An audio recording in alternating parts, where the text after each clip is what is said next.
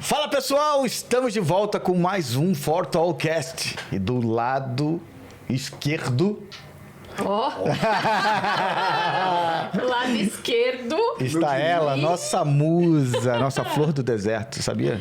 Marina Mantega. Tudo bom? Marina, você fica muito mais bonita sem máscara. Ah, eu também acho. Parabéns. E hoje nós recebemos aqui um cara pouco polêmico, né, Marina? Esse daí gosta de uma briguinha, viu? É treta, Vamos né? cutucar pra saber dessas Vamos combinar brigas. que as perguntas mais tretas você faz. Fechado. Tá bom? Tá Você bom. gosta de treta igual ele. Não, Imagina. não, eu não gosto de treta. Eu gosto só de... A gente gosta de pôr uma pimentinha, né? Vai tudo pro canal de corte. Gil Diniz, Imagina, o carteiro reaça. Obrigado, eu esperei muito pra estar aqui, hein? Pô, cara, Por que o carteiro obrigado. reaça? Ele vai explicar isso pra gente daqui a pouco, Marina. Tá bom. Não, então vamos lá, vamos perguntar. Por que carteiro reaça? Machista, você viu? Por que carteiro reaça? E foi assim que você começou? Eu trabalhava na empresa de Correios, na empresa brasileira de Correios e Telégrafos. Por 4 anos fiquei lá, carteiro pedestre. Trabalhei ali, para quem conhece aqui a capital paulista, né? Na região ali de São Mateus e a Coab Teotônio Vilela. Então eu trabalhei por 4 anos ali naquela região periférica. Morei, cresci, né? Eu sou pernambucano.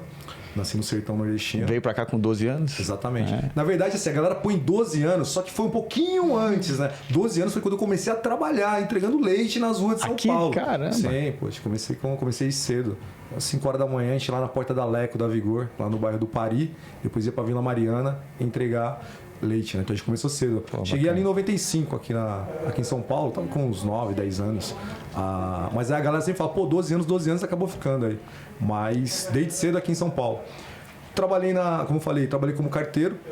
E sempre trabalhei em profissões, assim, operacionais, sabe? Sempre, antes disso, meu primeiro emprego registrado, né? Fui operador de telemarketing na Atento Brasil, lá na Praça da República. Descia ali no Parque Dom Pedro, pegava um ônibus ali ao 22,90, ali na região da Mateu Bay, atravessava a cidade, descia no Parque Dom Pedro e ia caminhando até a Praça da República.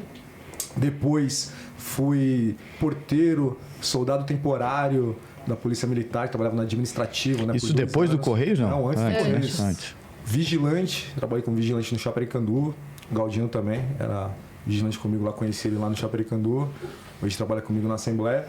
E depois fui carteiro, trabalhei por 4 anos e em 2014 conheci o Eduardo Bolsonaro. Ele que te deu o apelido do reaça? Não, carteiro, já tinha. Já tinha? Na verdade é o seguinte, em 2014, na época eu sempre incomodei muito dentro do Correios, porque eu sempre fui um pouquinho na escola, né, em casa, na igreja, um tanto quanto questionador, aquelas coisas, por que é assim? Por que é dessa forma e não dessa?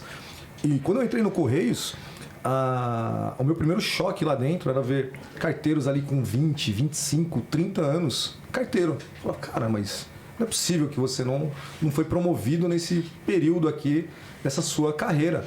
E assim, eram carteiros, cara, e a gente fala de periferia, que são os melhores carteiros. Com todo respeito aos carteiros que trabalham aqui no centro, no interior, mas são aquelas regiões, primeiro, o índice de assalto enorme. Eu fui assaltado 4, 5 vezes. Então imagina só. Como carteiro. Exatamente, né? Eram 2 problemas, cachorro e ladrão. Tinha que correr dos 2. As ruas, né, o logradouro ali, em várias regiões são extremamente irregulares. O que é isso? O número 1 é do lado do 250, que é do lado do 5B, e tem o 5A, o 5C, o 5D. Então o carteiro ali na periferia ele entrega, não é nem pelo a rua, o CEP, a rua e o número. É pelo nome, a Dona Maria da Silva. Ele já sabe onde que é. E ele vem lá e entrega. E eu ficava chateado, né, pé da vida com isso. Então, assim, ali eu já via o aparelhamento da empresa. Vários que subiam, porque eram ligados ao sindicato. Eram ligados ali à atividade que não a entrega de cartas, por exemplo. Mas desculpa a minha ignorância. A pessoa faz de conta que eu sou uma carteira. Posso falar carteira, né? Carteiro? Posso? Carteiro, sei lá. Eu sou um carteiro. Se eu sou muito boa, para onde eu subiria? Qual que... Supervisor operacional numa unidade, né? Por exemplo, o carteiro que entrega aí na sua casa, ele sai de um CDD. O que é isso? Um centro de distribuição domiciliar. Então, todos os dias ele vai para esse centro, ele faz toda uma triagem nas cartas ali, qual é a rua, que se ele vai entregar primeiro do lado par, do lado ímpar. Tem toda uma preparação, não é chegar, pegar uma sacola lá e entregar. Não, negativo. Tem todo um processo. Assim, eu admiro muito a atividade e respeito muito os carteiros. Muito embora muitos ali me odeiem, porque eu defendia a privatização da empresa, né? Sim. E é uma coisa que chateia muito o funcionário público. Até hoje a galera fica pé da vida comigo quando eu me manifesto dessa maneira a favor da privatização. Mas é melhor privatizar, não, porque daí Acredito que sim. vai ter uma outra empresa ali. Sim. Hoje né, está na ordem do dia. Hoje o presidente Bolsonaro, ou seja, ele fala de privatizar a empresa, Paulo Guedes e tudo mais. Mas isso eu defendia lá em 2014, se eu não me engano, tem um texto meu, joga aí no Google. Correios privatize já. 28 de agosto de 2014. Eu nem conhecia a família Bolsonaro ainda, eu vim conhecer depois. Eu já defendia lá dentro. Então o pessoal falava, cara, esse carteiro aqui, pô, é reacionário. O cara tá... Se privatizar, o cara pode ganhar melhor. Eu acredito né? nisso. Eu acredito nisso. A empresa, eles tem a podem quebra de fazer monopólio. várias Você acredita coisas que ali. hoje, por exemplo, um banco, sei lá, X, ele quer entregar a sua fatura. Só o Correios pode entregar. Há um monopólio postal. Em Sedex, em encomendas, não. Mas nessas correspondências, só o Correios pode entregar. Você imagina um carteiro de periferia fazendo um contrato, ele vai lá e abre a sua empresa ali naquela região, faz um contrato com o banco XYZ para ele entregar naquela determinada região, naquele bairro. O cara que ganha um salário super enxuto ali vai ficar rico, cara. O cara vai começar a contratar outros trabalhadores. Então, assim, eu defendo muito isso, visando o bem-estar até do funcionário. Mas a galera não tem essa visão, essa mentalidade, e acha que vai ser um Deus nos acuda se acontecer isso. Mas me apelidaram de carteiro reacionário. Eu usava lá dentro uma frase do Nelson Rodrigues: eu sou reacionário, eu reajo a tudo aquilo que não presta, né? Sim. E só um cadáver não reage aos vermes que corrompe. Por quê? Por ver o aparelhamento da empresa. O cara não subia para supervisor operacional, não subia para gestor. O cargo de superintendente regional na empresa, um baita de um cargo ali, um executivo, não era ocupado por um cara que entrou ali, carteiro, e subiu por mostrar, obviamente, mérito. O cara entrava, 10, 20, 30 anos, morria carteiro. Mas é só ver sua assim. história. Ver a sua história lá, quando você começou lá com 12 anos e até agora, você tem uma mente empreendedora, você tem uma mente, né, diferente da turma, né? Não, e eu falava o seguinte, né? Não é nem reacionário. Mas olha só, Zanil, o que acontece? Mas na verdade o reacionário no sentido de reação, né? De reagir, né? Não de defender. Não no sentido pejorativo. Passado, querer voltar ali às mazelas passadas, não isso. A pessoa me pergunta, cara, mas... Pô, cresci na Zona Leste de São Paulo, morei por muito tempo na favela da Vila Flávia, né? Minha mãe é diarista, é faxineira. Hoje ela não é mais, fala que ela é, porque ela passou mais de 25 anos trabalhando como diarista. Muito orgulho, né? Muito. Eu ajudava minha avó a vender sacolé na favela da Serrinha. Eu orgulho de cada calo na mão da minha mão, nas mãos da minha mãe e do meu pai. Uhum. Hoje ela não é mais diarista, ela parou de fazer faxina porque uma das patroas dela ficou bem doente e ela cuida, né? Ela se tornou agora cuidadora dessa patroa. Então eu digo o seguinte, o que acontecia, por exemplo, na escola, na sala de aula? Aquele professor marxista, esquerdista, ele vinha pregar a guerra de classes. Aquela coisa, negro contra branco, hétero contra homo, o rico contra pobre. Então assim, o discurso era que o patrão me explorava, que nós precisávamos ali mudar o conceito, aquela coisa da revolução do proletariado e etc. E eu ficava confuso, brother, porque é o seguinte, primeiro, eu sempre fui na igreja, sou católico, tinha meus valores ali. E outra coisa, que esse discurso de patrão contra funcionário não na minha realidade não funcionava. Por quê? O cara que deu emprego ao meu pai, deu emprego pra minha mãe, essa família. Meu pai foi trabalhar na empresa dele, lá na Zona Leste. Minha mãe foi trabalhar fazendo faxina na casa dessa senhora. Tava explorando? Porra nenhuma. Pra vocês terem ideia... Obviamente que existem casos e casos. Não, obviamente. Dá pra gente generalizar. Não, obviamente. Mas eu falo o seguinte, olha. Como, na minha... O que eu vi ali. Eu vi um cara empreendendo, dando oportunidade para uma série de pessoas. E no meu exemplo, com a minha família... Sempre foi tudo ok. Não, dessa maneira. O cara deu... Eles deram, essa família, eles nos deram o alojamento da empresa. Não tinha mais funcionários morando no alojamento. Ele cedeu esse alojamento da empresa pra gente morar. A gente fez uma reformazinha ali, colocou um forro e tudo mais. Saímos do aluguel justamente por essa mão generosa ali que foi nos estendida. Então eu olhava o professor falando que eu tinha que ser revolucionário, que o patrão era contra o funcionário, etc tal. Aí eu olhava pro patrão, cara, vi o cara dando emprego pro meu pai, dando emprego pra mim. Trabalhei na empresa dele depois também como porteiro, mais de 2 anos e meio trabalhando lá. E eu sou muito grato a eles por isso. Então, assim, não batia tem gente é muito ingrata, né? Com a realidade. Você podia pensar, falar, existe nossa, o muita cara... gente ingrata também. O cara, nossa, o cara é rico e a minha família é pobre e tal. O cara tal. mexe o pé da empresa, a primeira coisa que ele pensa é botar o cara no pau, velho. Óbvio, Entendeu? Colocar um trabalhista no cara e tudo mais. Então, assim, não combinava. Não, e até hoje sou muito grato, tenho um contato com essa família ainda, com o filho desse senhor que nos deu emprego naquela época. Minha mãe trabalha. E provavelmente hoje são amigos, né? Não, e o cara se sente orgulhoso. E, assim, te ajudou, te deu. Não, e ele sabe disso, né? Ele sabe disso, eu reconheço isso. Você não teria chegado onde você chegou se ele não tivesse. Poxa, imagina só, meu pai, né? Aí eu fiz Senai. O pessoal até brinca, né? Pô, brother, você nasceu em Pernambuco, fez Senai. Pô, cadê o dedo aí? Olha aí, se não deu uma cortada. Não vai cortar esse dedo não, hein? Eu fiz Senai, fazia o Senai ali no Morvan Figueiredo, né? O Senai na Moca. Então o que eu fazia? Meu pai todo dia chegava, deixava 2 passos em cima da estante e R$10 para comprar, sei lá, um salgado, um refrigerante. Ou então eu levava uma marmita pro Senai e tudo mais. O que eu fazia? Vira e mexe, fazia amizade com o motorista do ônibus, já sabia que a hora que ele passava, o cara me dava carona.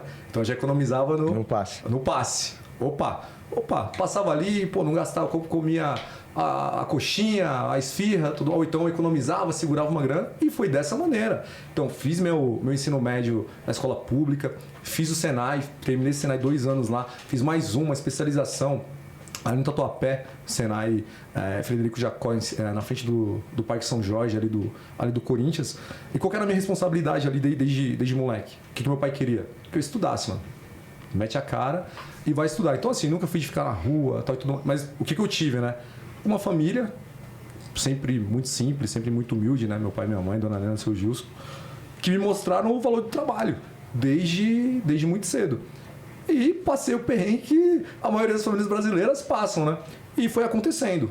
Funcionário público, Correios. E, em 2014, conheci o Eduardo Bolsonaro e o Carlos Bolsonaro num semáforo ali do lado do Shopping Bourbon, perto do Palmeiras, na zona oeste de São Paulo. Mas você estava entregando. Nesse dia eu estava de folga. Na verdade eu entregava na zona leste, né? Quando eu conto a história, ela mas estava entregando carta. Eu falei, não, nesse dia, graças a Deus, estava de folga. Uma amiga minha, ela veio... Amiga virtual até, a Vivian Manassi, lá do Rio Grande do Norte. Ela veio lançar um livro infantil. E eu estava aqui na região da Paulista, ali no clube, no Comedians, do Danilo Gentili. Sim. E à época eles estavam fazendo umas palestras, até umas palestras conservadoras, ali tinham vários autores ali conversando e tudo mais. E eu falei, pô, cara, lá no Bourbon, né, vou ter que atravessar a cidade para ir lá. Não, vou ficar aqui nas palestras. Tento ser um tanto quanto religioso, né? Eu sempre falo que faço a minha oração e Deus fala comigo, toca no meu coração.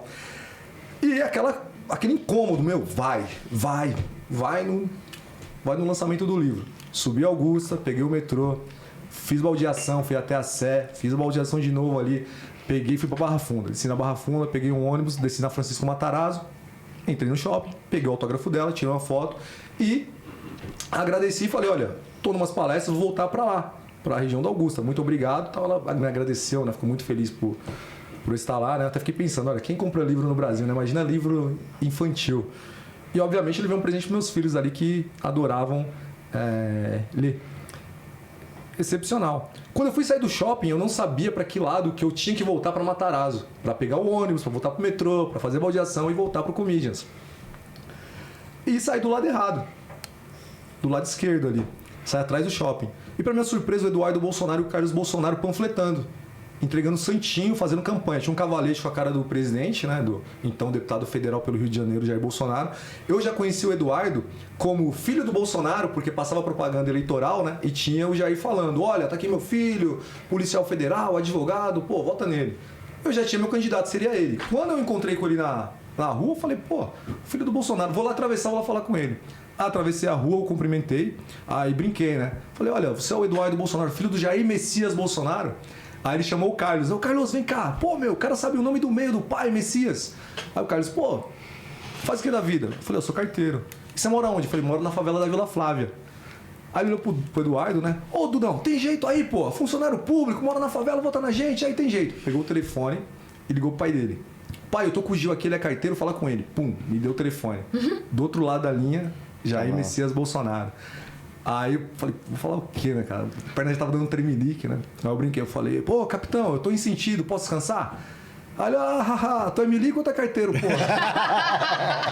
Aí eu, não, eu sou carteiro. Ele falou, não, obrigado aí pelo apoio do menino, é muito difícil, uma eleição em São Paulo, mas já que ele quer, tá aí e tal. Poxa, obrigado pelo apoio e pela consideração. 1 bilhão de votos, né, Eduardo? Não, mas essa primeira foi a primeira? A primeira foi 84 mil votos, foi 2014 a primeira. Tá. Ele tava no PSC na época, uns 84 mil votos por aí. Entrou ali na terceira vaga do PSC. Quando foi isso? 2000 e... Quem tiver paciência, rola a timeline do Eduardo lá no Instagram dele. Vai ter uma foto 13 de setembro de 2014. Aí a legenda é mais ou menos assim: recebendo apoio aqui com meu irmão Carlos Bolsonaro. E minha foto junto com ele ali naquele semáforo. Beleza, peguei santinho, cumprimentei, meti o pé. Morreu ali. Cheguei em casa, fui pro Facebook, né? Cara, encontrei o filho do Bolsonaro, falei com o Bolsonaro, etc, tal. Cara, gente boa. Ó, quem não tem candidato, vota no cara. Pô, conheci pessoalmente. Beleza. Amigo de treta de internet. Pô, cara, você conheceu o Eduardo? Eu falei, pô, conheci o cara. Gente boa, né? Gente fina. Ó, a gente vai jantar com ele quinta-feira, lá na 1900, lá em Perdiz. Bora lá? Eu falei, vamos. Só que é o seguinte... Eu vou sair do correio e vou direto pra lá. Vou de uniforme e tudo, pode ser? Não, pode, vamos lá. Pum, na quinta-feira, junto com eles lá na pizzaria, os apoiadores ali do Eduardo. Aí ele me falou, pô, eu lembro de você. Eu falei, esse final de semana lá. Aí, é verdade. Ó, semana que vem meu pai tá aqui em São Paulo. Vai dar uma palestrinha pros apoiadores. Pô, você é meu convidado, vamos lá.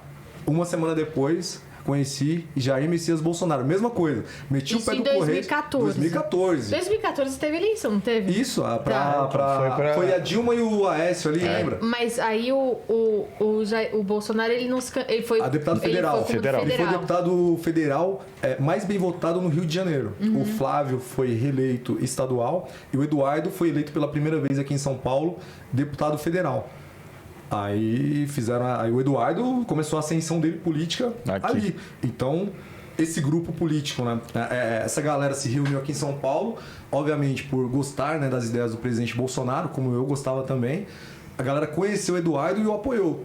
E ele foi exitoso ali na sua eleição. Mas aí nesse continua do jantar. Não, tem o jantar na 1900, mas tem depois com o Bolsonaro, né? Com uma semana depois, lá no prédio do Eduardo, lá no salão lá do prédio dele. Imagina só, pô, o Bolsonaro ali na frente, cara. Eu vestido de carteiro, aí tinha general, tinha advogado, tinha tudo. Eu lá, o cara falando. E daquele jeito dele, né? Daquela simplicidade que ele tem. Aí no final ele abre pra pergunta, né? E aí, quem quiser fazer pergunta, fica à vontade. Aí os 15 levantou a mão. Aí lá, não, o carteiro ali primeiro, vai lá, carteiro, faz sua pergunta. Aí lá vai eu fazer uma pergunta pra ele. E aí nós fizemos essa aproximação, essa amizade. Começou ali uma amizade, fiz amizade com a assessoria, né? Tem uma galera que trabalha lá no Rio de Janeiro com eles, que a gente brinca que é a equipe monstro, que é o Pinduca, o Levinho e o Mosquito, que era uma galera que sempre trabalhava na campanha, trabalhava na assessoria deles lá. Fiz amizade com eles.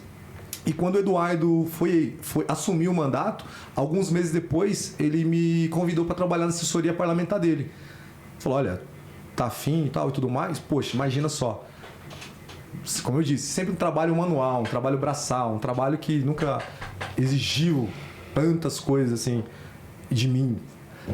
E a oportunidade ali de trabalhar na assessoria parlamentar de um deputado federal. Pô, um deputado federal, filho de um cara que eu admirava pra caramba e o cara que eu aprendi a admirar, o Eduardo.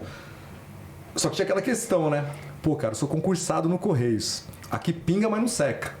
O salário está garantido todo mês. Vou morrer carteiro. Ou vou conseguir ser promovido lá dentro da empresa se um milagre acontecesse. Ou pedir exoneração, largar a mão daquilo ali e trabalhar na assessoria parlamentar. Só que a assessoria parlamentar é o seguinte: cargo de livre nomeação e livre exoneração. O que significa isso? Se o deputado olhar para minha cara amanhã e falar assim, cara, tchau, não gostei do que você fez, tchau, boa sorte, tchau. Uma mão na frente, outra atrás, bola pra frente. Então meio que foi um momento ali divisor de águas na minha vida, onde eu tive que parar e pensar, olha, e aí? tá bom onde eu tô. Um ato de coragem ali, né? Cara, abrir mão do funcionalismo público. Tua família apoiou? Não, cara, a galera queria que... Falou, não, tá bom aqui, pô, tem um plano de saúde, pô, vale refeição tá em dia, tá tranquilo. Porque de certa forma tinham, né, uma preocupação que é o normal, né? Porque você não sabe pra onde você vai. Se não, você imagina só, por exemplo, errado mesmo, o meu filho mais novo, ele quando nasceu ali o Davi, ele teve uns probleminhas de saúde e tudo mais. O nosso plano de saúde, pô, ele internou no Beneficência Portuguesa, um baita de um hospital aqui em São Paulo e tudo mais. Lá na assessoria parlamentar não teria esse plano. Sim. E o meu salário não pagaria esse plano.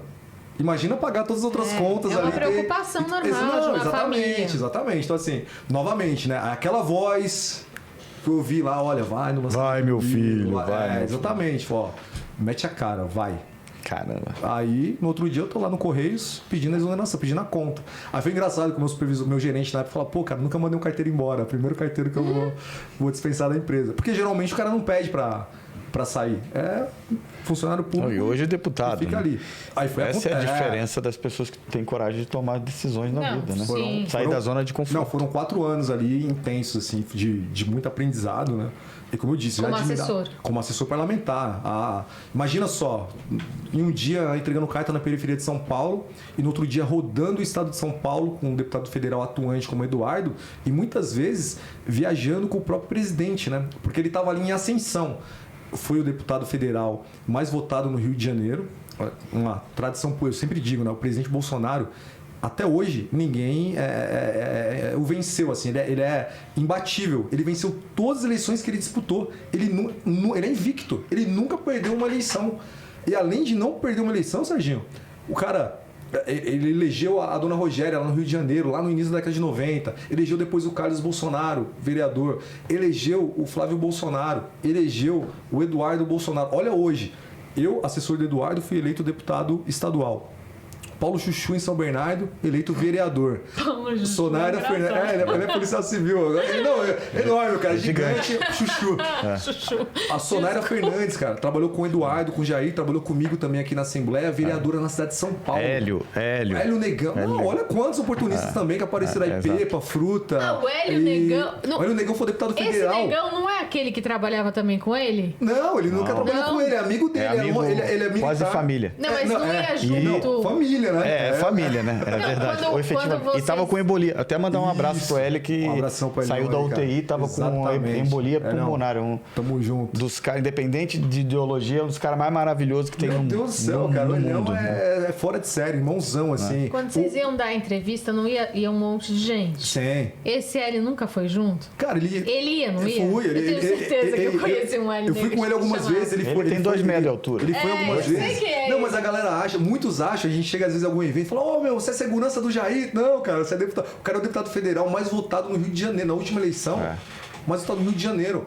Para vocês terem uma ideia da projeção da ascensão política do presidente. O Hélio, assim como outros parlamentares, em 2016 saíram candidatos a vereadores nas suas cidades e não venceram. Passaram até longe ali de vencerem a eleição municipal na cidade. Em 2018, cara, o cara foi o deputado federal mais votado no Rio de Janeiro. Eu aqui, Marina, em São Paulo, fui o 5º deputado estadual mais votado no estado, 214.037 votos. Cara, foi o Bolsonaro, velho. Foi o Eduardo Bolsonaro, foi o Carlos, o Flávio, foi essa onda.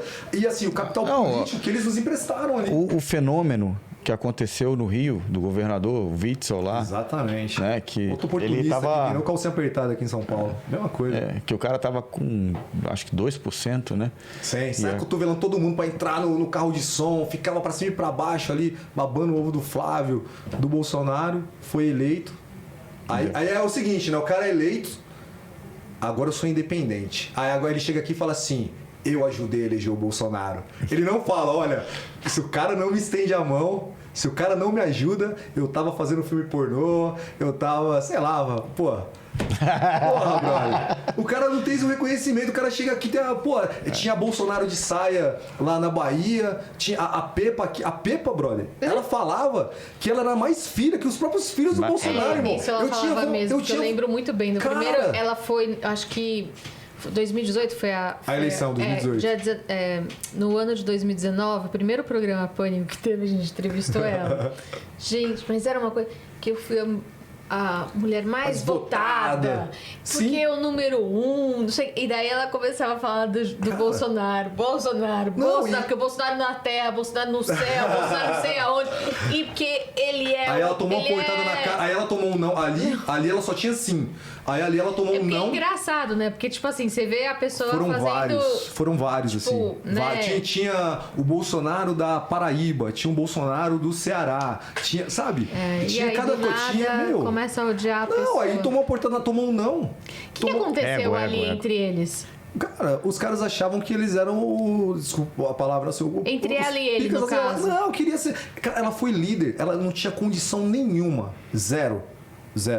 Ela foi líder do governo na Câmara Federal. Olha a oportunidade. A oportunidade, cara, o prestígio que ela teve, o espaço que ela teve, não só quando eleita, mas antes até, a oportunidade que o presidente deu a ela. E lembrando, tá? Muitos dessa galera aí, até pouco tempo, até antes de 2018, nem falava de Bolsonaro. Nem acreditava na eleição dele. Ela, quando era jornalista, eu tava lá na Câmara, eu vi a entrevista dela, ela não acreditava numa possível... Eu vou ser muito sincera, muita gente não acreditava mesmo. Exatamente. Eu vi lá de trás, Serginho, era impressionante. Eu, toda férias ali do presidente, né, o recesso, ele me convidava, aí o carteiro me ligava, carteiro, tá de boa, tá tranquilo? Falei, capitão, tô. Vamos lá para Eldorado, lá visitar minha mãe, lá meus familiares, amigos lá e tal. Vê com a tua esposa aí se ela libera. Capitão, é ordem. Sim, senhor, só vou comunicar aqui a senhora que eu tô indo. Fazia minha mochilinha e ir embora. Chegava lá em Eldorado para conversar com a galera. Uma das histórias que eu escutei lá era que o próprio pai, seu Geraldo Bolsonaro, ele dizia o seguinte, você vai entrar no exército e você vai ser presidente do Brasil. O pai dele, cara, já profetizava isso, abençoava a vida do filho com essa palavra. Até o presidente fala, né, que às vezes voltava e falava, pai, não quero mais ir lá pra Amã, não, tudo mais, eu vou jogar futebol. Porra nenhuma, vai se formar, um dia você vai ser presidente desse país. E o cara é predestinado. O que eu já vi acontecer, né, com ele, fora de série. Eu ouvi falar muito dele, porque meu pai é da turma, né? E a minha mãe me contava as histórias. Meu pai nem falava tanto, assim, militar tudo. Eu não tinha, mas a minha mãe me contava, né? As histórias dele quando saiu do exército. Mas o que eu queria te perguntar, cara, é assim, que dá pra ver que muitas pessoas chegam próximo dele e, entre aspas, ficam meio hipnotizadas. E depois, quando não tem o que gostariam, de repente, que ele tratasse como ele trata você, ou que ele trata o Hélio, né? Que essas pessoas que acabaram de chegar, elas viram a cabeça e automaticamente se tornam inimigas do cara. E assim, não são, né? Se a gente for ver, são muitos, né? E tem uns aí que estão mascarados ainda, tá? Só pra avisar você que tá nos assistindo, daqui pra eleição, muita máscara ainda vai. Tem algum nome que você pode falar, que alguma máscara que vai cair aí pra gente? Velho, tem ex-ministro, tem, galera próxima. Já tá dizendo quem é. Galera próxima aí. Não, tem um ex-ministro aí que diz que é candidato agora. O Marreco é candidato agora, bro. Bolsonaro. Pá, pelo amor de Deus, velho. Essa galera aí não tem gratidão, nem gratidão zero. Eu falo, né? Fui em Santa Catarina, a gente tá rodando o Brasil, né? Fazendo algumas palestras, dizendo, né? Falando da nossa vida, da nossa trajetória, como que a gente chegou aqui, né? O que nos trouxe aqui. E politicamente falando, né? Eu devo essa ascensão ao presidente. Só que eu sou um privilegiado de ter amizade do presidente, de ter amizade do Eduardo, de ter amizade do Flávio, do Carlos. O Carlos é um fenômeno também, cara. A galera tinha que sentar com ele ali, tinha que estudar toda a articulação que ele faz no bastidor. Então, assim, eu sou muito grato pela a amizade que eu tenho deles. E eu sempre digo, Serginho, e não é exagero. Puxa saco, gado, etc. Pô, se você consegue resumir isso e me definir assim, beleza. Mas eu falo o seguinte, para eu empatar, o que o presidente Bolsonaro fez por mim, a maneira que ele age, que ele me trata, como ele trata meus filhos, minha mãe, meu pai e tudo mais, eu tenho que dar a minha vida por ele, para empatar. Porque o cara é fora de série. É fora. É o que eu tô dizendo aqui, ó. Você imagina, cara, até 2015 eu entregando carta na periferia de São Paulo e hoje no maior parlamento, a maior Assembleia Legislativa da América Latina, liderando o PSL, fazendo oposição ao governador, defendendo o governo federal, participando desse grupo político, vendo a história do Brasil sendo escrita ao vivo, ajudando da minha maneira, né, obviamente, a escrevê-la também. Com erros, com acertos. Então, um cara que nasceu na periferia do Brasil, cresceu na periferia de São Paulo e hoje num posto de poder. Velho. Pô, o cara pode romper comigo hoje, irmão. O que aconteceu daqui pra trás, ninguém apaga, velho. Se eu não for grato por tudo que ele fez daqui pra trás, cara, eu não mereço, pô, acordar amanhã e falar que sou homem, pô. E você acha que você já tá transformando a vida de outras pessoas assim como ele transformou a sua? Olha, não digo da maneira dele, né? Porque assim, realmente o cara é um escolhido por Deus, assim, sabe? Deus falou, vem cá, amigão, eu tenho uma coisa especial aqui pra você. Mas de certa maneira sim, a gente impacta a vida de centenas de milhares de pessoas. Eu costumo dizer, né, que se durante o meu mandato aqui a gente conseguir salvar uma vida que seja, já valeu a pena. Claro. Já valeu a pena. Eu tenho certeza, Serginho, que a gente já conseguiu ajudar a salvar várias vidas, muitas vidas. E às vezes com uma ligação. Um telefonema, cara. A burocracia é tão grande no Brasil, que precisa um deputado pegar o telefone, ligar em determinado hospital. E assim, não é pra passar na frente não, tá? Não é pra falar assim, olha, salvou um, mas matou o outro. Pra dizer, tô de olho aí no que tá acontecendo. Não, cara, trabalha. Um exemplo que aconteceu. O menino nasceu, tinha um problema cardíaco. Se ele não operasse em 30 dias, ele ia falecer. Não tinha como. As válvulas, eu não lembro o problema que era. E o hospital não conseguia transferir para um hospital especializado por uma série de burocracias, cross, uma porrada de coisa. Quem usa serviço público sabe bem do que eu estou dizendo. A gente ligou no hospital, tinha vaga, tinha um leito lá. E era só fazer uma autorização. O moleque foi transferido. Fui no aniversário de 1 aninho dele. Graças a Deus esse menino tá vivo. Aí você fala, pô, cara, não fiz nada mais do que a minha obrigação. Como eu disse, não passei na frente, não deixei de atender X para atender Y. E assim, eu vejo, acompanho os pais dele ali e tudo mais, postando. Pô, fico feliz pra caramba de poder ajudar. Já pensou, se eu falo, olha, isso não é comigo? Isso não é comigo. Olha, não é problema. Claro. Olha, eu vou fazer outra coisa. Eu digo assim, ó, só por essa vida, já valeu a pena. Mas tem muito mais coisa que a gente pode fazer. Só um exemplo aqui, né? Eu tava em 2018 lá em São Carlos, entregando santinho, pedindo voto, né? Então imagina, chegava lá o Eduardo tirando foto, um fenômeno também. Eu chegava lá na fila, né? Eu sou o Gil Diniz e tal, trabalhei com o Eduardo, na assessoria parlamentar dele, tô assessorando também, mas hoje eu sou candidato, pô, vota em mim. Aí tinha uma senhora lá, a dona Neide, entregando Yakult. Ela parou o que ela tava fazendo pra viver político, né? Eu já fiquei impressionado. Aí comecei a conversar com ela, né? Comecei a contar a minha história, né? A gente brinca lá no gabinete que é história triste, né? Aí, lá vai o deputado contar a história triste de novo. Que era carteiro, que nasceu em Pernambuco. História é feliz, gente. Foi dando tudo certo. A gente apelidou de história triste. Ela falou, olha, eu ia votar numa deputada aí, mas você me convenceu, eu vou votar em você. Beleza. Eu falei, dona Neide, pega meu telefone aí e tal, e tudo mais. A senhora lembra muito a minha mãe e tal, etc. Beleza. 2 anos depois, ela me ligou com câncer terminal. Nossa. Dizendo, né, estava começando a pandemia e ela precisava de uma receita médica para conseguir o remédio de alto custo dela. Só que, por conta das restrições, ela não conseguia nem entrar no hospital para falar com a médica e pedir a receita. Mais uma vez, uma ligação, cara. Uma ligação resolveu o problema ali da dona Neide. Conseguimos ali a receita, a família dela foi lá buscar. Fiz questão de parar ali o que eu estava fazendo para ir junto com eles lá no posto, ali na região do Bom Retiro, buscar esse remédio de alto custo. Entregamos essa medicação ali para a dona Neide. Infelizmente já era irreversível. Alguns meses depois ela veio a falecer. Mas eu fiquei feliz porque no dia que nós fomos buscar essa medicação era aniversário da netinha dela. Aí, eu falei pra galera, cara, pegar um bolo, fazer um bolinho ali e tal, tudo mais. Compramos bexiga, a mini e tal. A gente foi na casa da Dona Neide.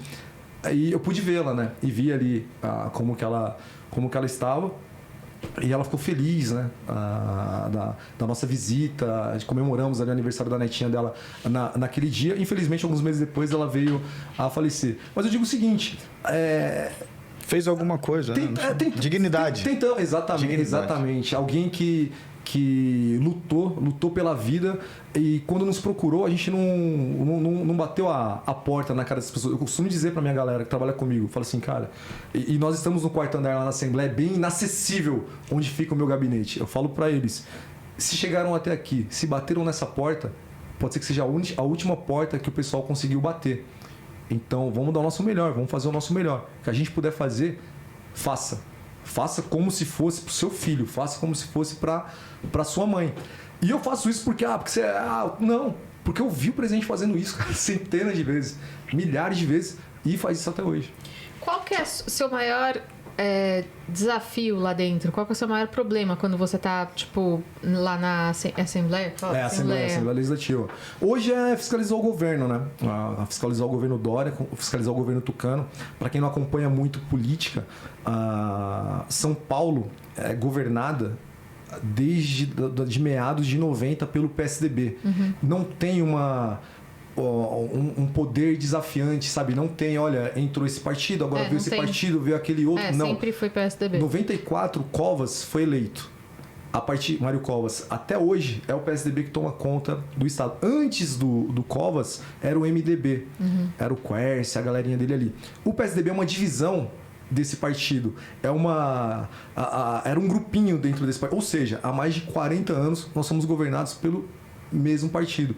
Então, fiscalizar o governo, o que o deputado faz? São 3 coisas. Ele tenta legislar, apresenta projetos de lei, ele representa ali os seus eleitores, ele fala por, no mínimo, né, 214.037 pessoas votaram em mim naquele momento. Talvez algumas hoje não gostem, né, de algumas posições que eu tenha e etc. Mas me chancelaram esse meu mandato na urna. Então eu preciso falar por elas, preciso trabalhar por elas, preciso representá-las. E fiscalizar o executivo estadual, fiscalizar o governador e os seus secretários. Aí a gente brinca lá no plenário, né, que se São Paulo um dia fosse mudar de nome, né, nós poderíamos rebatizar o estado como Tucanistão. Um estado dominado por esse grupo dos tucanos. Não tem essa alternância de poder. E isso é péssimo para a democracia.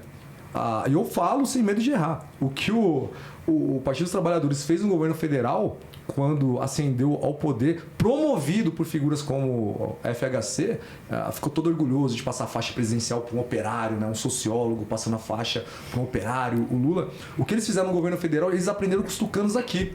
Só que os tucanos são muito mais organizados.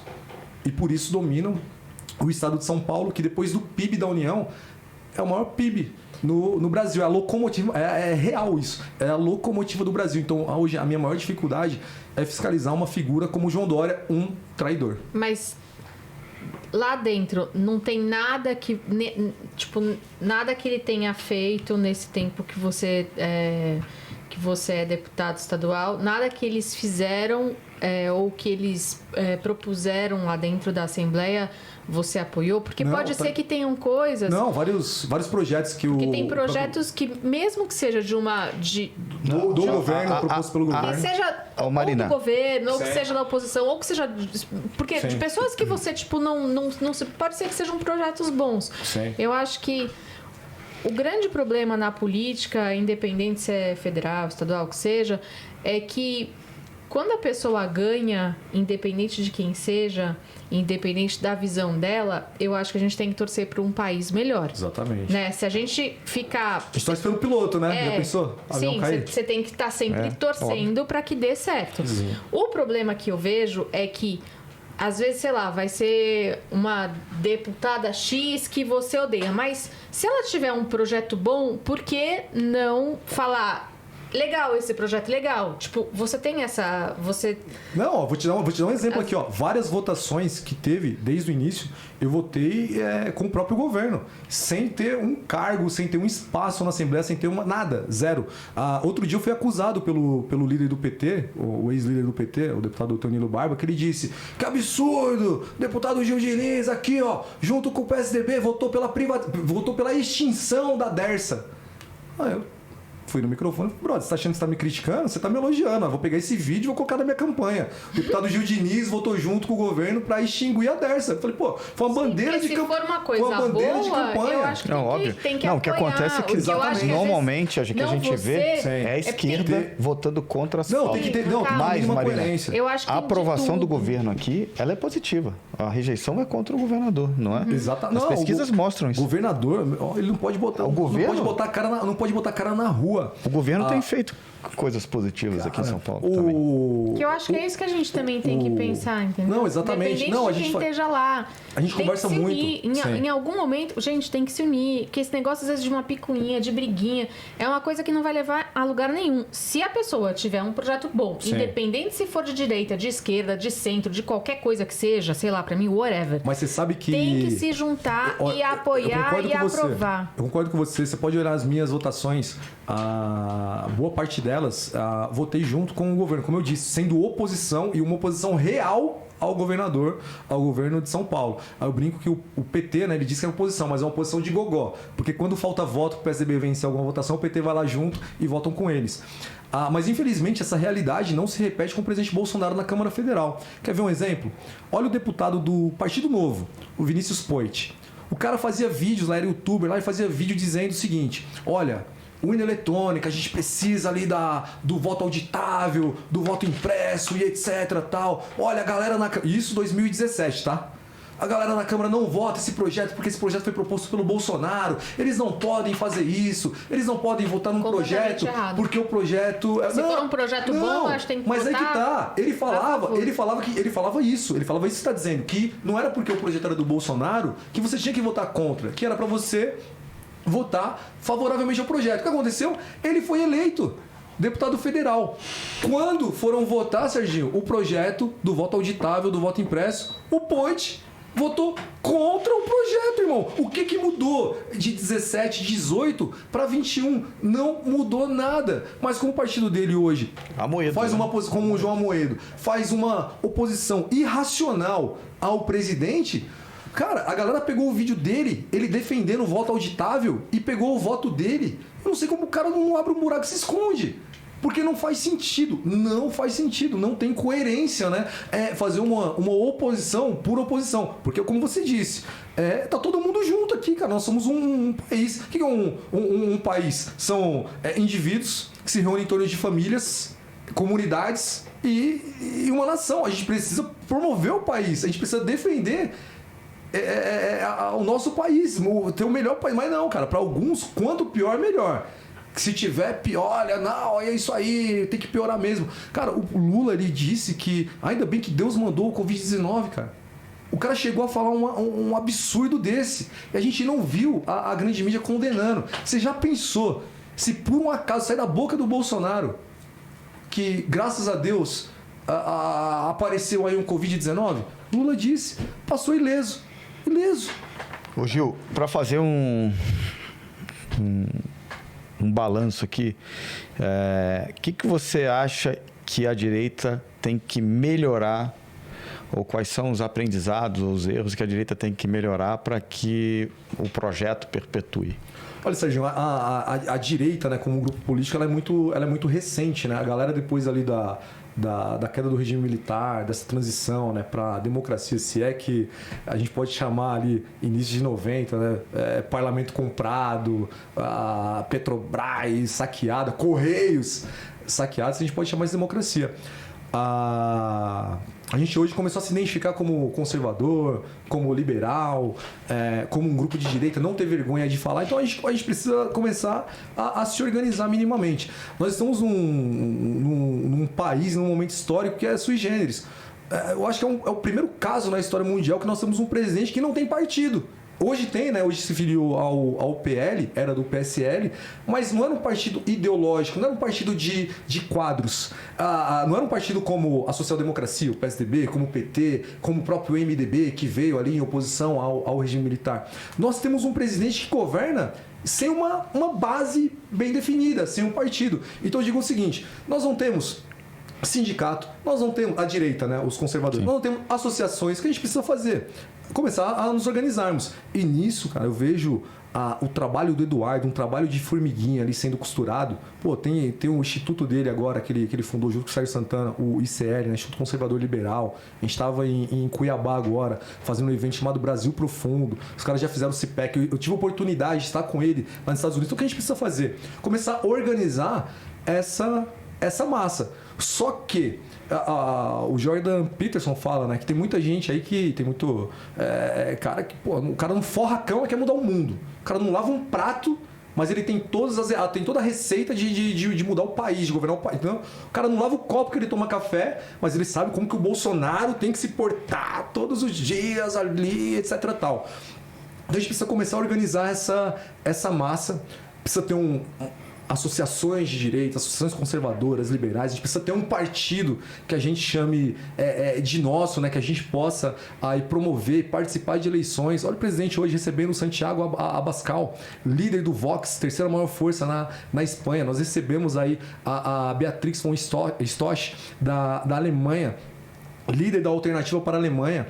Hoje, nós temos, o professor Olavo fala isso, nós temos a cereja do bolo, né? A gente precisa agora construir esse bolo. Então, é fazer essa autocrítica, né? Falar, olha, peraí, vamos convencer aqui a nossa família do que está acontecendo, esse momento político. Sim. Olha, vamos criar uma associação, vamos vencer as eleições nos conselhos tutelares, nos conselhos de bairro. Uma das coisas que eu vejo, que eu acho que a direita precisa dar atenção, que eu vejo assim como, né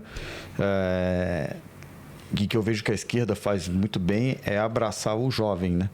Eu acho que falta um cuidado como a esquerda tem com Sim. a direita do jovem. A comunicação da direita é muito ruim. Também. Mas é muito ruim. Tem melhorado, hein? Não, tem melhorado. Ó, olha o trabalho que o Nicolas vem fazendo. Precisa melhorar, o André Fernandes. Não, precisa realmente. É que são várias frentes, sabe? Parte de comunicação. Então, mas você imagina, olha Tem só. Tem que melhorar. Então, mas olha só, essa galera que estava no poder até pouco tempo, os caras tinham uma classe falante muito grande.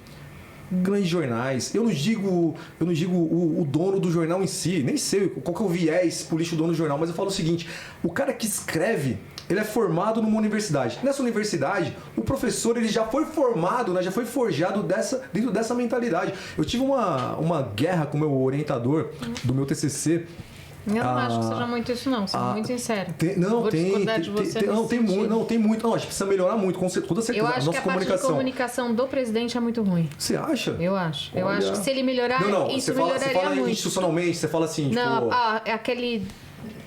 aquela parte que ele para naquele no cercadinho. É uma merda, tinha que tirar. A parte do Twitter acho massa pra caramba. Olha, ele para, imagina o contato, cara. Você imagina quando um presidente parou o que estava fazendo pra olhar no olho... É uma crítica construtiva, não, exatamente, não. Porque assim, eu faço... Tô falando... Não, mas eu digo o seguinte, você imagina... Eu, Marina, eu acho que ele tem aquele jeitão dele, eu conheço ele desde 2013, ele sempre foi lá no Pânico, ele foi diversas vezes no Pânico, e eu entrevistei bastante ele e o Eduardo. Sim. Eu não conheço os outros filhos. Será que ele vem aqui no For Talk um dia, Marina? Tomara que venha. Vai ser muito bem-vindo. Eu sei, vocês vão receber ele muito bem aqui. Como sempre, eu sempre vou receber bem, mas eu acho que a comunicação, por ele ser uma pessoa espontânea... Sim. Às vezes ele fala umas coisas que ele não precisaria falar, ou fala de uma forma que talvez ele poderia ter falado de outra forma, entendeu? E que as pessoas acabam entendendo de uma forma ruim. E aí ele tem que lembrar que ele é presidente. Sim. Que por mais que ele tenha aquele jeitão dele, engraçado, etc., ele é presidente, entendeu? Isso mas é uma crítica construtiva antes que as pessoas falem. Porque assim, eu acho que ele é presidente e ele tem que, independente de ele ser aquele homem simples, blá blá, que fala com o povo, ele pode ter, talvez em alguns lugares, outra postura. Porque, querendo ou não, as pessoas lá... Isso Mas você imaginava acaba um presidente refletindo lá fora. comer hot dog, ir comer hot Então, dog mas lá no... nem sempre isso é... Não, mas eu falo assim, olha, ó, imagina só Naamã. Ele foi o pessoal fala, né? O cara é despreparado, irmão. O cara só passou na Naamã e completou o curso na Naamã. O que ele fazia? Toda vez que ele ia na Naamã, ou pedir votos, ou em alguma formatura, ele ia lá no seu Zé, no tiozinho do hot dog, lá comer o seu hot dog. Hoje ele é presidente, ele continua com esse costume. Eu tenho certeza que tem muita gente que fala assim, cara, não faz mais isso, até pra tua segurança, até pra isso e aquilo. Mas tá no coração dele, é o jeito, é a forma dele. Eu entendo o que você diz, mas eu falo o seguinte, olha só. É um cara que acorda de manhã, ele tem uma série de coisas pra resolver, mas ele faz questão de prestigiar aquelas pessoas que pegaram um ônibus, passaram 2, 3 dias na estrada, ou que pegaram um avião, foram até Brasília. E olha que Brasília é longe pra caramba. Quem pensou em Brasília ali, pensou realmente em deixar o político longe do povo. Ele para ali, dá 5, 10 minutos pra olhar pra galera. Tá bom, então não fala nada. Não, ele interage. Você viu outro dia?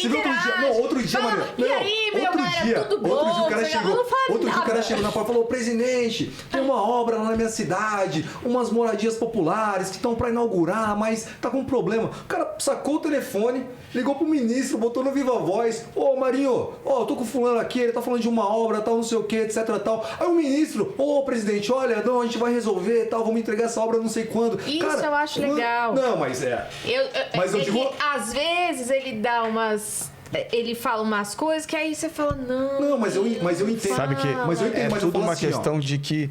Mas é mais a forma, tá vendo que a crítica é a forma?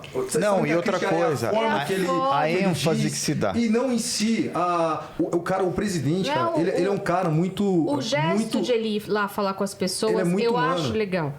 Acho humano, acho legal. E... talvez vocês não gostem de escutar isso, mas assim, o Lula sabia fazer bem isso.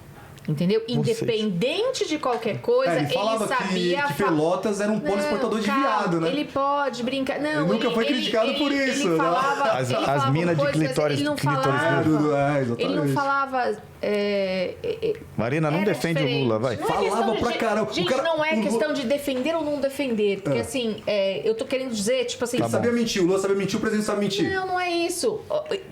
O Brasil, na época do Lula, vocês querem lembrar disso? O Brasil, na época não é lembrar, do Lula, Marina. Não precisa só defender. Eu não estou defendendo, gente. Eu tô falando que a parte de comunicação tem que ser melhorada. Ponto final. A parte de comunicação do Lula era incrivelmente boa. Ponto que a gente era muito bem visto lá fora. Mas olha a parte de comunicação do Lula. Minha mãe assistia a novela lá da Rede Globo. Aí... No intervalo da novela, Bolsa Família, e não sei o quê. Você abriu o jornal, aí tinha lá Banco do Brasil, um banco de Caixa Econômica Federal, Correio tem um monopólio do serviço postal, mas tinha propaganda do Correios lá. Se o presidente começar a comprar a comunicação dos grandes jornais... Gente, acho que vocês não lembram, mas assim, tanto o governo Lula como o governo Dilma... Principalmente na época, em 2006, que eu acho que foi a reeleição do Lula, gente, acabavam com ele, Veja acabava com ele, isto é, acabava com ele. Era toda semana era uma capa acabando com ele. Dilma piorou. Era só capa e Jornal Nacional detonando com ele. Olha, não tem os dados aqui, com ela mas também. Os milhões ali pra... Vocês acham que vocês não estão lembrados disso, os milhões mas eu posso mostrar Marina, pra vocês. sempre pode melhorar. Não, exatamente. Sempre pode melhorar. A minha crítica com o Bolsonaro, porque é ele que tá no governo. Então, assim, quando se alguma outra pessoa for... Tipo, se não for o Bolsonaro, o presidente, se ele não for reeleito, e essa outra pessoa errar, eu acho que a gente tem que falar de todos eles. Olha, mas quinta-feira, o presidente para o que tá fazendo e entra numa live nas suas redes sociais. Ele pega ali 3 celulares, conecta ali no Wi-Fi, se tiver Wi-Fi, se não é no 3G mesmo, e coloca lá YouTube, Facebook, Instagram.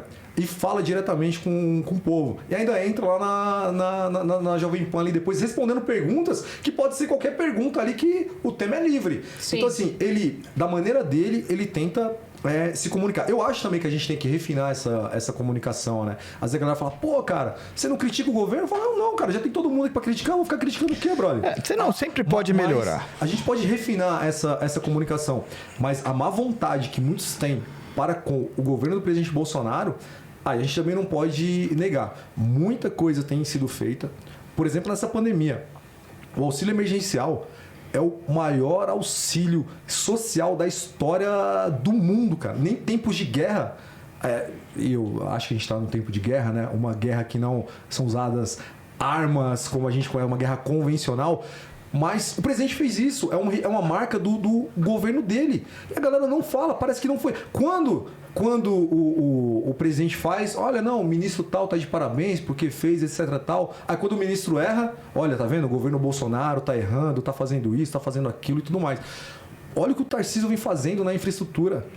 É incrível, cara. Eu espero que ele venha candidato ao governo de São Paulo. Vai ganhar, vai ser eleito governador de São Paulo. Mas você acha que ele é conhecido a ponto de... Peraí, só para finalizar essa questão da comunicação, Marina, sempre podemos melhorar. Eu acho que todo mundo nunca vai ser perfeito. Mas uma coisa que existe também... É perfeito, gente. Uma coisa que existe é a afinidade. Não adianta. Se o Lula fala de uma forma que agrada mais você... O Bolsonaro fala de uma forma que agrada a outros. Me agrada, gente. E não adianta. Não tô falando o cara que pensa de esquerda vai pensar de esquerda, de direita vai pensar de direita. Mas eu digo assim, ó, eu tenho muito... Minha mãe, né? O Emílio fala, né? Do afegão médio. Eu tenho meu pai e minha mãe, assim como os afegões médios ali. Quando chegam neles é porque já atingiu a grande massa. O presidente, ele fala de uma maneira muito simples. Ele fala para corações e mentes.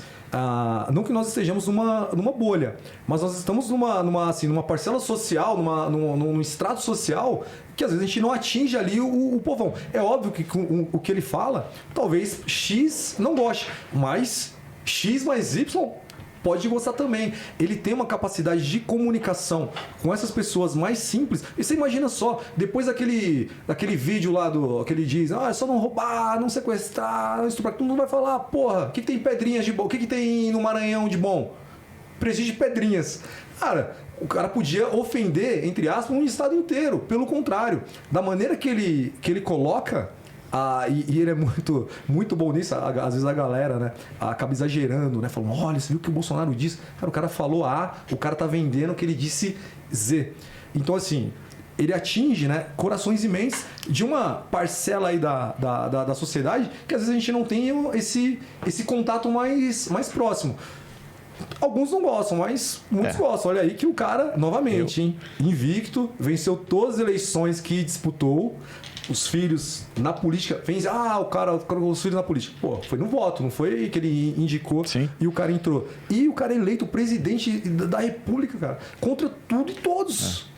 Eu acho que só de maneira geral, não só a direita em si, mas a política como um todo, inclusive a própria Câmara dos Deputados. Pô. E eu espero... Você vai ser candidato ou não? A reeleição estadual.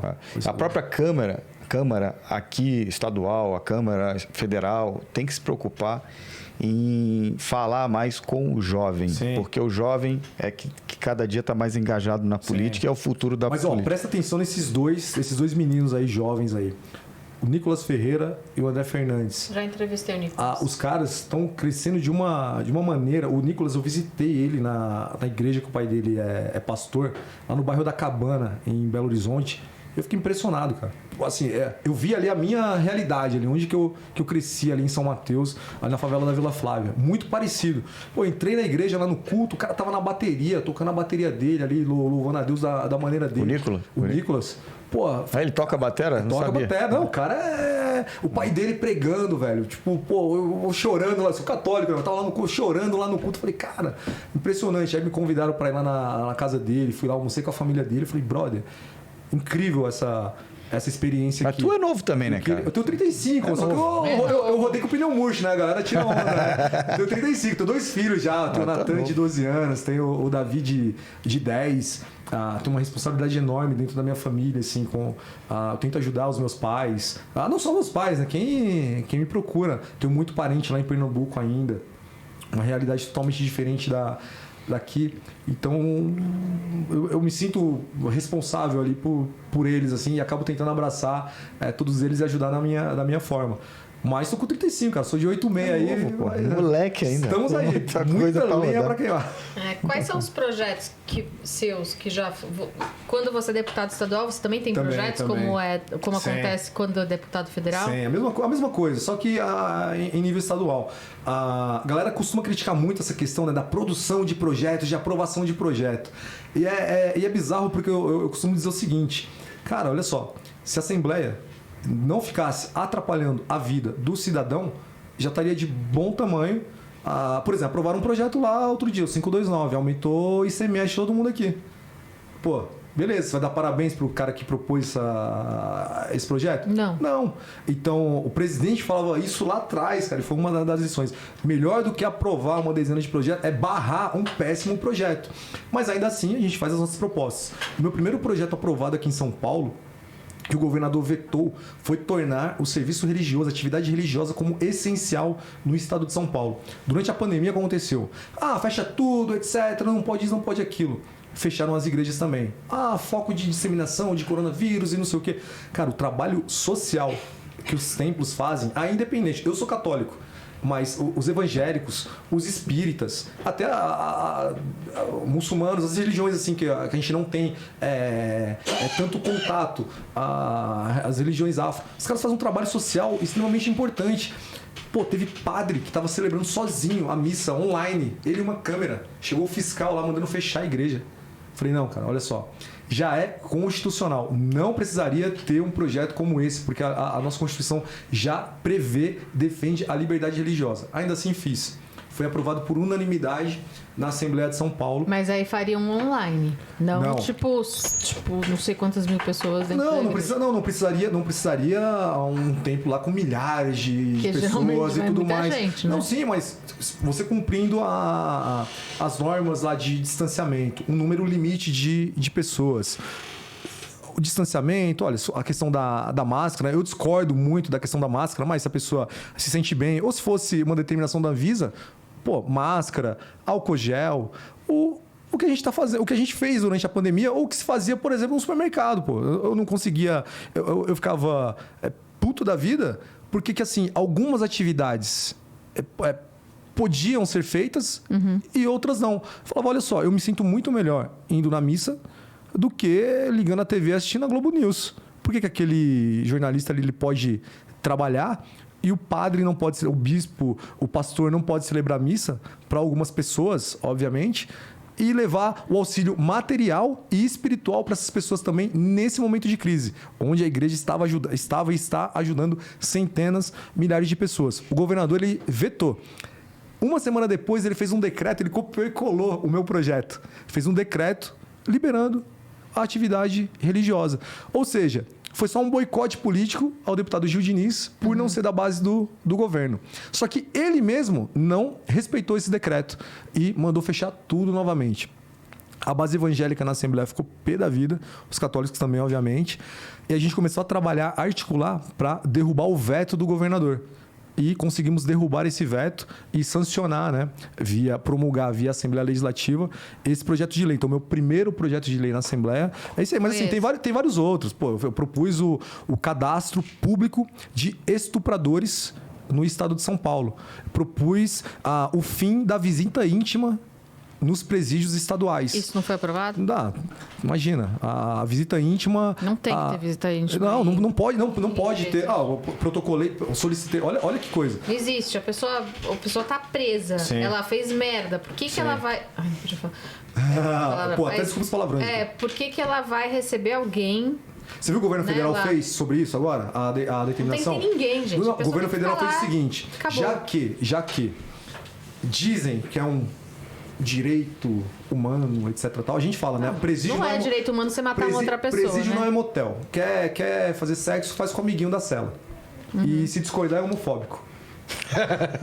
A gente usa a lógica deles contra eles. O seguinte, o governo federal falou o seguinte. Tudo bem, visita íntima. Nós somos contrários, obviamente, mas determinação aqui, CNJ, pactos internacionais que existem, ok. Tem que ser com a sua parceira. Só entra no presídio a esposa. Então agora vai ter que apresentar uma certidão de casamento, ou de união estável. E é o seguinte, a Maria é esposa do José. Então, cadastraram lá, apresentou a certidão de casamento, união estável, válido por 12 meses, irmão. Se você separou... Problema seu. Entendeu? Ou seja, não vai ter o revezamento de parceiros dentro do presídio. Ou seja, uma promessa de campanha que o governo, obviamente, né, gostaria que se extinguisse a visita íntima, mas agora está limitando exclusivamente a visita no presídio o parceiro da pessoa, o marido, a esposa e tudo mais. Acho coerente. Por mim, acabaria. Novamente, presídio não é motel. Não. Quer fazer sexo, faz com o amiguinho aí na cela. E se não concordar, é homofóbico. Não, se não concordar, gente, é só você não matar, não roubar. Melhor ainda, verdade. Não fazer nenhuma. Aí, discurso do Bolsonaro. Não, já estamos catequizando. Deixa eu te perguntar, cara. Agora, com toda transparência, como é que você está olhando, vendo aí as próximas eleições de 2022? Eu sei que está cedo, mas eu acho que você já tem uma visão aí. Mas, para o nosso público aqui, eu sou um cara suspeito para falar disso, sou apaixonado pelo presidente, cara, eu amo o presidente. Então, obviamente, a minha visão ela é extremamente contaminada pelo ambiente que eu vivo. Bom, isso já está sendo bastante honesto. Então, assim, já não espere outra coisa de mim e tudo mais. Só que a gente tá na rua direto, cara, eu vou na periferia, eu tenho amigos lá, como eu falei. Eu cravo aqui, Bolsonaro no segundo turno. E vai vencer as eleições. Mas por que você vê aí as pesquisas colocando o Lula em primeiro lugar? São as mesmas pesquisas que diziam que ele perdia para todo mundo em 2018. São justamente os mesmos institutos, alguns até mudaram de nome, né? De tanto descrédito que tinha ali em 2018. Falava, olha, o Bolsonaro perde de 55 a 45, perde de 80 a 20. Olha, não ganha de nenhum, cara. E a gente vendo na realidade, né? Você via a pesquisa e olhava o mundo real. Olha hoje as imagens das cidades que ele visita. Onde ele vai, é de norte a sul, é de leste a oeste. É desde de comer o hot dog lá na porta da AMAN. Você que acompanhou desde lá de trás, você vê isso crescente quando você viaja com ele hoje ou não? Eu vejo a manutenção desse capital político, porque assim, em 2018 foi uma coisa surreal, uma coisa monstruosa, assim, algo inexplicável. Eu tive a oportunidade de viajar com ele em vários momentos, e às vezes era eu e ele sozinho. Inclusive fui no encontro da turma dele lá em Recife. A gente chegava no aeroporto e falava, carteiro, toma o celular, filma aqui pra mim. E era ele lá no meio da galera e eu filmando lá de cima. E por vezes eu via aqueles aeroportos lotados. Hoje, como é que você define isso, cara? Cara... Essa loucura. Porque, cara, é absurdo. É o apelido dele, cara. Podia ser o Zezinho, tá? É um mito, cara. Pra Marina não... A galera tem que sentar... Aí que tá. Se nós tivéssemos pessoas, obviamente, comprometidas com a verdade nesse momento... esse momento histórico estaria sendo estudado com seriedade para... Cara, por que o Bolsonaro, qual o motivo que o Bolsonaro ascendeu dessa maneira e despertou, né? A gente estava falando dos jovens. Cara, olha o tanto de criança, cara, que faz questão de abraçá-lo, de ir pro colo dele, de ir pro ombro dele. A primeira-dama, ela faz um evento lá, né? O Palácio Alvorada de portas abertas, leva a molecada na piscina. Agora no Natal, reúne ali todo o ministro. Olha, você vai adotar o Joãozinho lá. A bicicleta, uma bola e tudo mais. Pega todo o corpo. Isso, cara, mexe com o imaginário coletivo. Então, tem uma maioria hoje, como teve em 2018, uma maioria silenciosa. Provavelmente vocês conhecem muita gente que não querem discutir política, não querem falar de política. Se falar de política domingo ali no almoço da família, vai dar briga, vai dar guerra. Então é o seguinte, não vamos falar de política aqui.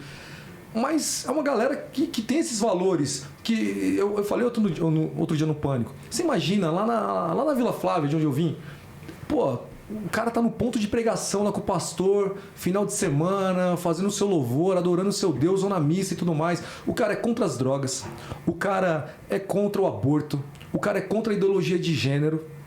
Só que ele não quer falar de política, cara. Ele não quer falar de Lula, ele não quer se expor também. Não quer estar polarizado, assim. Ele não quer chegar na rede social dele, o cara quer ir no Instagram dele e postar foto do filho, postar foto do marido, da esposa. Até porque se ele posta alguma coisa sobre política e desagrada, sei lá, o chefe dele, é perigoso o cara até perder o emprego.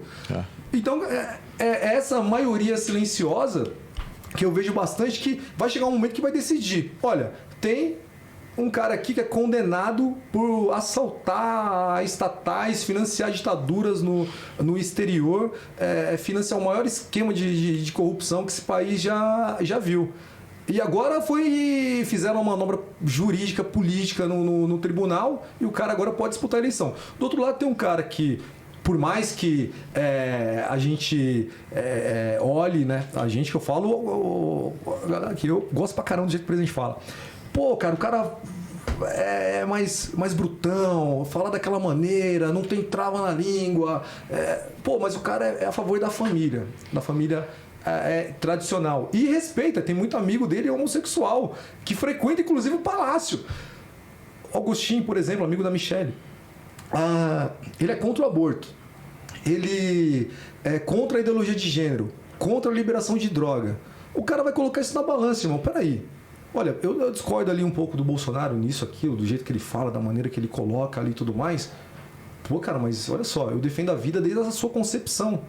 Eu acho que aquele ser humano em formação ali no útero da mulher é uma vida a ser respeitada. Olha o outro e fala, não, é o direito da mulher, tem que abortar. Pode abortar mesmo, etc tal. Olha, banheiro trans. A discussão é se o... E olha o que está acontecendo agora, hein? No esporte aí, o bando de homem dominando os esportes em detrimento das mulheres. O cara tá lá na comunidade dele, ele vai fazer essa balança. Então, olha, evangélicos e católicos, cristãos como um todo, eles vão fazer esse juízo de valor. O que eles vão votar? Vão. Porque é muito caro. Esse sentimento ele é muito caro. Ele é muito caro a essa galera que tá lá. E olha só, essa galera tem uma liderança. Tem o seu pastor, tem o seu padre. Esse pessoal vai se posicionar também no momento oportuno. Tem o pessoal também do agronegócio, até da agricultura familiar. Galera, tá com o Bolsonaro. O que segurou agora a nossa economia nesse período de crise foi justamente a agricultura familiar, o agronegócio. Senão tinha quebrado. Já pensou se o agricultor tivesse ficado em casa? Olha, fica em casa, a economia a gente vê depois. Nem alimento a gente ia ter. Essa galera do Brasil real tá com o Bolsonaro. Caminhoneiros, forças policiais, militares, civis. Então, quando você faz começa a dissecar essa parcela da sociedade, milhões são e defendem esses valores que o presidente defende. Eu sou uma pessoa que eu não gosto de... eu gosto de pessoas... independente se é de direita, de esquerda, de centro, e mesmo que pensem diferentes de mim, eu também gosto dessas pessoas, sim, tá? Porque eu sei respeitar a pessoa que tem, sim, uma opinião contrária à minha. E eu também não sou uma pessoa que eu idolatro um político, porque eu acho que quando você idolatra e quando você coloca o político como você libera ele pra fazer qualquer coisa, né? O cara tá acima do bem e do mal. Acima do bem. Eu não acho isso legal. Uhum. Se por um acaso, ele nunca fez isso, tá? Se por um acaso o Bolsonaro, fizesse uma mega de uma cagada, tipo assim, cagada. Mas, por exemplo... Não tenho exemplo. Faz de conta... Então, vou dar um se amanhã ele falar assim, olha, eu defendo o aborto, eu defendo o aborto. Se amanhã, sei lá, faz de conta que descobriram um puta roubo dele. Você é um cara que eu tô vendo que você... Parece que você, idolatra muito. Como que você... Parece? Não, você... Caramba, não consegui disfarçar. Não, como que você vai agir se um dia você descobrir... Faz de conta, gente. Sim. Não tô falando que ele fez nada, hein? Eu só quero saber a resposta dele. Se um dia você descobrir que ele é um cara corrupto, o que você faria? Olha, é difícil imaginar, realmente é difícil imaginar. Faz de conta que não, foi provado que o cara é corrupto. Ele pregaria contra os valores dele. Realmente, seria uma decepção total. Você está falando desse caso da corrupção, mas como eu coloquei... qualquer outra coisa, como eu coloquei aqui, imagina só, olha só, a gente falar. defende a vida desde a concepção. Se o presidente chegar amanhã, eu tenho certeza que ele não vai fazer isso. Olha... defendo o aborto. Mulher pode abortar. Libera droga. Quer sexualizar as crianças na sala de aula? Tá liberado. Obviamente, tem no mínimo, né, um rompimento político. E, obviamente, a crítica ela vai ser automática. Mas, como eu disse, é difícil até assim, de imaginar sabendo da postura que ele tem, da conduta que ele tem. E... de certa maneira, né, alguns valores, algumas visões, inclusive políticas, eu aprendi nesse período, aprendi com ele, aprendi assim, na realidade, na real política. Então, como eu te disse, é difícil imaginar. Nessa situação hipotética, aí você está falando do presidente. Mas porque é o cara que você de qualquer forma gosta muito, eu digo meu pai, eu amo meu pai, eu dou a minha Sim. vida pelo meu pai. Eu mato e morro por ele, assim. Precisa transplantar o coração, dou meu coração pro meu pai viver. Se meu pai começar a defender isso, a gente tem um rompimento que assim, que é automático, entendeu? Se meu pai começa a defender, novamente, liberação de droga, eu descubro que meu pai se envolveu num crime, como você está dizendo, assim, de corrupção. Obviamente, aquela decepção e aquele rompimento automático. Não tem como... Porque tem gente que sei lá, a pessoa é tão cega e a pessoa fala, não, imagina, mesmo, tá ali a prova. Tá falando dos petistas aqui. Não estou falando dos petistas. Não, eu tô falando que assim, eu acho, e nada contra ninguém aqui, Sim. que a gente não pode ter ninguém como, tipo assim, que você não pode idolatrar ninguém, porque essa pessoa, ela pode um dia... fazer uma coisa que você acha que, sei lá, você fala assim, não é possível. Não, exatamente, né? não, mas olha só, você imagina um pai que criou o menininho ali, a criancinha e tal, tudo mais, vê o cara na Cracolândia lá, se drogando, se prostituindo por uma pedra de crack. Obviamente, o cara vai ficar decepcionado, vai ficar amargurado. Alguns rompem, alguns tentam ali remediar, né, salvar aquela alma. A galera olha pra gente e fala, não, cara, vocês idolatram o Bolsonaro. Não é isso, cara. Não é isso. Não é colocar o cara num pedestal, achar que o cara tá acima do bem e do mal. Só que nós vivemos no mundo real, no mundo da realidade. Pra mim, de verdade, o cara é um herói nacional. O cara abriu mão da vida dele. Abriu mão de tudo. Abriu mão de cuidar da Laurinha. Então, mas todos que estão lá, a gente... você entende? Tipo, não, a gente não pode falar... porque assim, qualquer pessoa aqui... Você mesmo. Cara, você também deixou as suas coisas pra você ir pra você fazer o que você faz hoje. Mas não tomei nenhuma facada, deputado. Fiquei lá na UTI. Não, eu passei aquela noite da facada em Juiz de Fora. Eu tava em Mogi das Cruzes com o Eduardo. Nós estávamos panfletando lá. E nós ficamos sabendo da facada e nós nos dirigimos pra Juiz de Fora. Paramos ali que tava fazendo. Eu vi o cara de perto, o cara no leito. Tinha acabado de sair da mesa de cirurgia na UTI. Eu vi ali aquela família. Aí esquece o político. Vai pro ser humano. Aqueles filhos chorando, aquela esposa chorando. O cara ali lutando pela vida, pra ficar vivo. E assim, uma esperança de milhões de pessoas. E uma esperança minha também. Então, eu vi aquilo ali de perto. Foi interessante, né? Que eu fui entrando com o Eduardo, por um acaso, me deixaram entrar na UTI com ele. Cheguei no leito dele, tava já coberto, né? Tava fechado, com a bolsa de colostomia. E de vez em quando ele acordava e apagava de novo, né? Eu chorando, tava emocionado.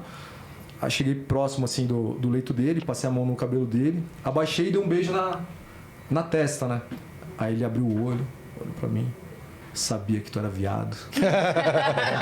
O cara... Ele faz piada também. A imagem que eu tenho, Sérgio, era assim, a morte na beira da cama. Eu falava, brother, hoje você vai comigo. Ele falou, não, hoje eu não vou com você. Eu digo, as 3 madrugadas mais longas da minha vida. Os partos dos meus 2 filhos foram cesárea ali, foram extremamente difíceis. E aquela madrugada, onde eu vi um pai de... Esquece político. Eu vi um pai de família, cara. Um marido, alguém ali, um amigo... lutando pela vida e fazendo piada, cara. E falando assim, cara, fica tranquilo, vai dar tudo certo. vai dar, tá tudo bem. Cara, não tá tudo bem. Não sei se 6 horas da manhã você vai estar vivo, mano. E o cara ali, então, eu olho, aí o cara quer que eu seja, olha, faz uma crítica construtiva. Não, mas o cara, não, brother, o cara é herói, velho. Da onde ele saiu? Vou fazer aqui ó, me fala aqui, ó. Vocês aqui estão no estúdio também, você que tá assistindo em casa. Pensa aí, me fala o nome dessa pessoa. Um menino pobre, do interior, que largou tudo, etc. E cresceu na vida e se tornou presidente da República. Tem vários. Tem vários? Tem. A imagem mental que muitos estão fazendo aqui é do Lula, cara. É do Lula. Tem até filme sobre ele. Olha a história do presidente Bolsonaro. Nasceu no interior de São Paulo, na cidade chamada Glicério. O pai era dentista prático, pra quem não sabe. Era um dentista que não tinha formação, mas sabia arrancar dente. Foi registrado em Campinas. O pai dele ficava circulando pelas cidades trabalhando. Foi registrado em Campinas. Cresceu no Vale do Ribeira, em Eldorado, antiga Xiririca. Família numerosa, vários filhos, descendentes de italianos. Imagina só o perrengue que essa família passou. Por mérito próprio, o cara estudava no Instituto Universal Brasileiro, pedia apostila para estudar. Conhecia algumas professoras dele na escola pública, estudando ali, escola pública, família pobre, numerosa, descendente italiano. Década ali de 50. O cara passou num concurso da preparatória de cadetes do Exército. O concurso até hoje disputadíssimo. 90% das pessoas que estão nos assistindo... assistindo não. No brasileiro, de modo geral. Não conseguiram tirar 5 nessa prova hoje. Não contente com isso, o cara... ele diz, né? Olha, eu fiz o concurso para a escola errada, eu queria ir para a AMAN. Fez o concurso da AMAN. Academia Militar das Agulhas Negras. Passou. É um dos vestibulares, já até hoje. É mais concorrido que a USP, cara. Que medicina na USP. Uma coisa, Marina, é você passar nesse concurso. Uma coisa é você se manter no curso e se formar ali, sair ali como aspirante a oficial no Exército. Ele conseguiu, cara. Com toda a dificuldade, com toda história, né, de limitação, de pobreza, o cara conseguiu. Foi capitão do Exército, fez ESAO, que é como se fosse uma pós-graduação ali dentro do Exército para ascender as carreiras superiores do oficialato no Exército. Saiu, teve seus problemas ali, era um cara muito crítico também, que defendia a tropa e a tropa o adorava. Saiu do Exército, foi candidato a vereador, venceu. 2 anos depois, foi candidato a deputado federal, venceu. Sucessivamente vencendo eleições, deputado federal mais votado na história do país. Depois eleito presidente da República. Cara, se isso não for um case de sucesso, um caso de sucesso que precisa ser estudado, o cara chega pra mim, outro dia escutei lá na Assembleia, ele é despreparado. Eu falei, irmão, senta aqui, vamos conversar. Aí eu conto essa história, e eu conto desse meu jeito. Pô, mano, caramba, você viu que o cara gosta mais do Bolsonaro do que da família dele. Não é, é a realidade, é o mundo real. É o mundo real. O cara, desculpa o palavrão, o cara é muito foda. É muito, mas é muito. E o case de sucesso de um menino pobre de Glicério, interior de São Paulo, que passou por tudo isso e chegou ao cargo de presidente da República, tá passando agora por uma pandemia, velho. Por uma pandemia, algo que ninguém esperava. Tá de cabeça erguida, tá todo dia mandando mensagem pra mim 3 horas da manhã. Fala, cara, o cara não dorme, o cara é uma máquina. Não dorme. Tentando governar. Hoje, lá na Bahia, amanhã em Minas Gerais, depois de amanhã em São Paulo. Não para. E fazendo o Brasil. Sim, mas é que ser quando um país... você se propõe para ser presidente, Sim. ministro, deputado estadual, deputado federal ou senador, você tem que saber que você está abdicando de muitas coisas, Sim. independente de quem esteja lá. Sim. Da mesma forma que a gente tem muitos empresários, vou te dar um exemplo do Edson de Godoy Bueno, já falecido. Era dono da Sim. Amil. É um cara que era pobre. Sim. É um cara que não era rico. E, Concordo. tipo assim, quando ele morreu bilionário. Mas qual desses políticos aí tomou uma facada e quase morreu? Não é isso. Não, mas, não, assim, pergunta. Gil, Não, mas tentaram era uma coisa assassiná-lo. mas é uma coisa que ele queria ser presidente. Não, tudo e assim, bem. quando você quer ser presidente, Sim. você tem que saber que você tá abdicando, porque o povo foi lá e acreditou nele, entendeu? E você vai Concordo. abdicar da sua família porque é uma coisa que ele sempre escolheu. Há 28 anos ele foi deputado. Mas... Por 28 anos ele foi deputado. Então, assim, ele já sabia que era uma coisa que ele queria. Não, exatamente. Ele queria e lutou por isso. Abdicar Sim. da família, porque você tá sendo, né, ele foi eleito, então assim, não é uma coisa que Ele não queria. Ele queria muito. Sim. Então, ele sabia disso. Então, assim, a partir do momento que você se torna Não, e até, deputado estadual, até 2026 deputado ele vai federal, passar por isso. Até federal. 2026 ele vai estar lá no palácio. Presidente, eu não tenho pena de quem é presidente. Sim. Eu não tenho pena de quem é deputado federal, estadual, prefeito, governador. Porque eu acho que a gente tá ali. A gente votou em vocês e a gente quer o melhor de vocês. Sim. E vocês quiseram isso, de certa forma. Não, obviamente. Você quis, você Claro. largou o seu emprego, Claro. que você teria um dinheiro X que Sim. sempre. Sim, né? foi uma opção. Foi A gente uma se apresenta opção. como opção. É uma opção Ninguém nos sua. obrigou Sim, a você estar não foi ali. obrigado a fazer isso, Eu entendeu? entendo o que você Então, está assim, dizendo, mas... o que o brasileiro quer é que a pessoa que esteja lá faça um bom governo, Sim. independente se é de direita, de esquerda, de centro, do diabo a 4. Sim. Que eu não sei se tem centro-esquerda, sei lá, porque eu também não entendo. Pra mim, whatever. Se tiver lá, que faça um Que bom faça o melhor. governo, porque eu moro aqui no Brasil, eu quero ver uma economia boa, eu quero ver uma pessoa que, sei lá, que não tem, que é pobre, pelo menos que consiga comer, que Sim. consiga ter dignidade, entendeu? Sim. E tenha uma moradia, enfim, é isso que eu torço. Eu não torço, pra mim, se é o Bolsonaro, se é Lula, se é o Aécio, qualquer pessoa, a pessoa que ganhar, a partir do momento que ganhou, eu vou estar falando, eu espero que ele faça um bom Sim, não, governo, concordo com você. independente Mas das coisas novamente que esse aí a cara gente volta para a guerra de acredite, narrativa. entendeu? Olha só, o presidente fez esse projeto social, né, que é o auxílio emergencial, que é o maior projeto da história do mundo. E não é reconhecido por isso. Não é reconhecido por isso. Então, assim, a guerra de narrativa, ela é muito forte. Ela é muito forte. Agora, tá mudando o Bolsa Família pro Auxílio Brasil. O Bolsa Família tá subindo de 100 conto para 400 conto. Quem que fez isso? O Bolsonaro. O Bolsonaro. A gente entregou outro dia aqui em Miracatu título de terra para assentado que era do MST. Os caras há 30 anos, Serginho, esperando o título de propriedade para poder entregar no banco, pegar um empréstimo, fazer ali a sua horta, a sua plantação e tudo mais. O senhor de 90 anos chorando. Cara, eu tô esperando isso aqui há mais de 20 anos. O Bolsonaro tá entregando aqui a minha carta de alforria. O cara era escravizado no movimento social. Então, o Brasil tá mudando. E tá mudando para melhor. Agora, a gente não vai mudar em 3 anos todo o aparelhamento que foi construído aí em décadas, né? Eu tenho certeza que o Bolsonaro é o melhor, né? Acho que eu, sei lá, deixei escapar isso aqui. Ó, a gente está chegando aqui no final.